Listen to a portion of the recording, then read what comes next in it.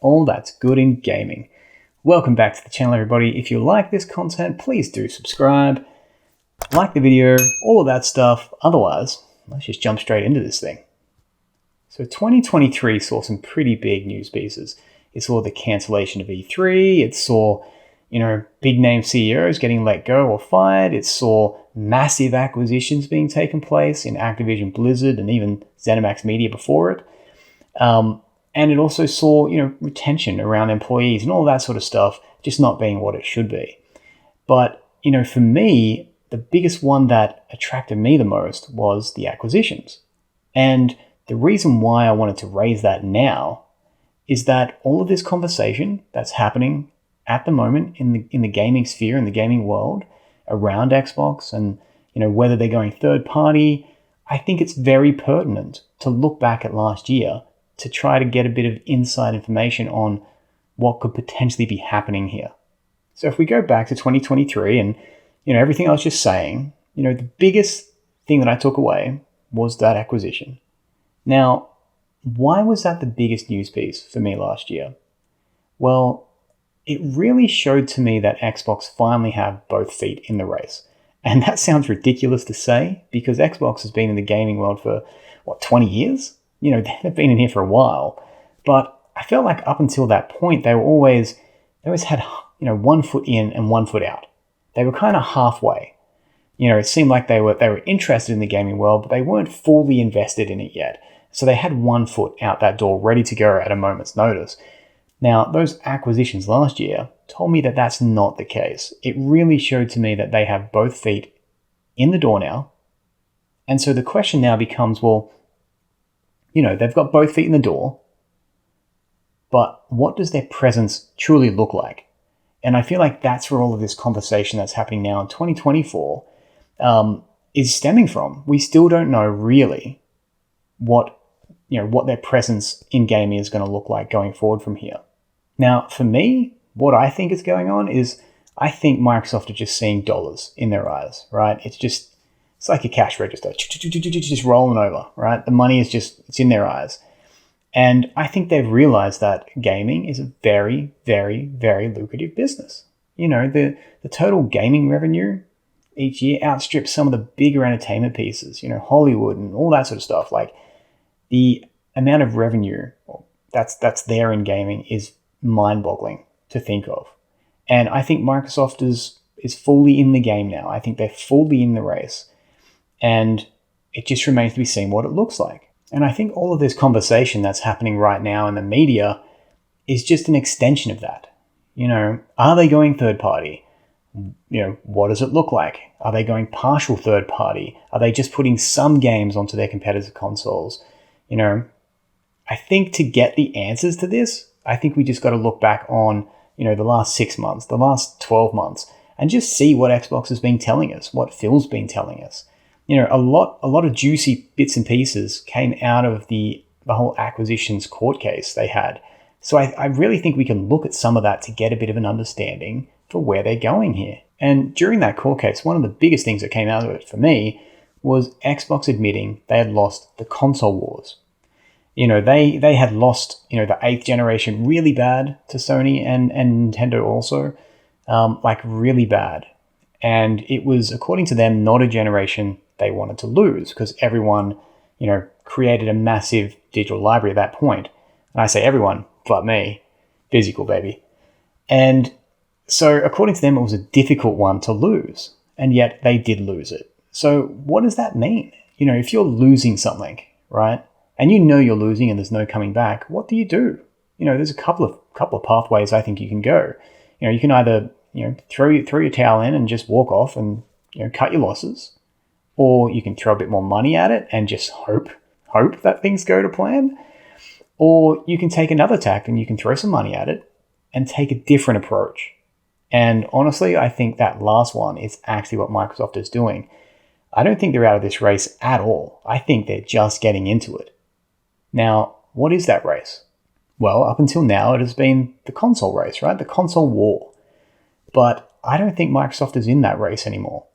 And I think they already realize that they've lost this console race or the console war, and they're moving on to try to get to the next race before their competitors.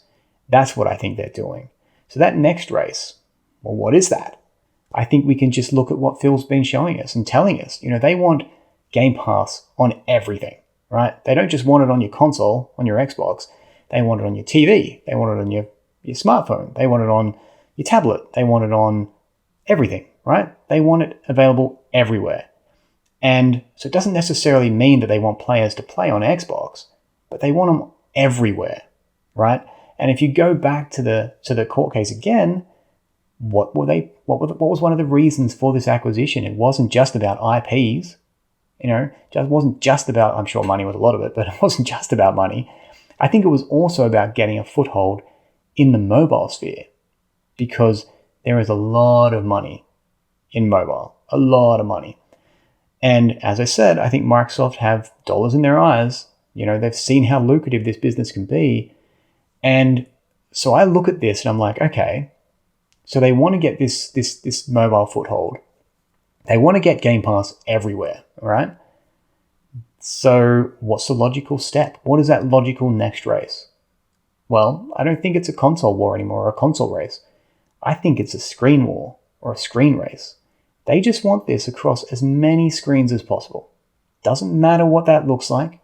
Now, what's happening in the media right now and the big conversations happening in the gaming sphere is, hey, Xbox is putting, their first party games and all that sort of stuff onto competitor consoles.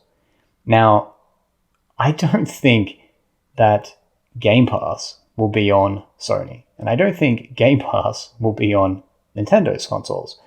I don't see either of them accepting Game Pass, because it would take away a lot of money out of their pockets, essentially.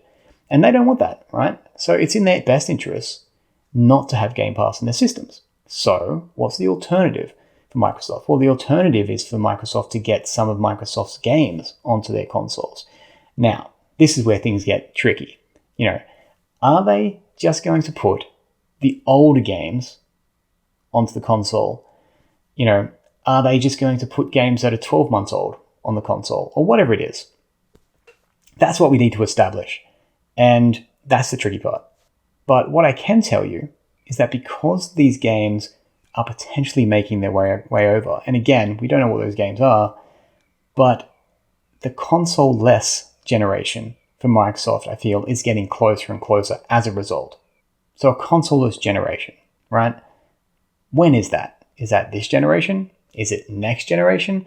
I don't think it is. It may be the generation after that, right?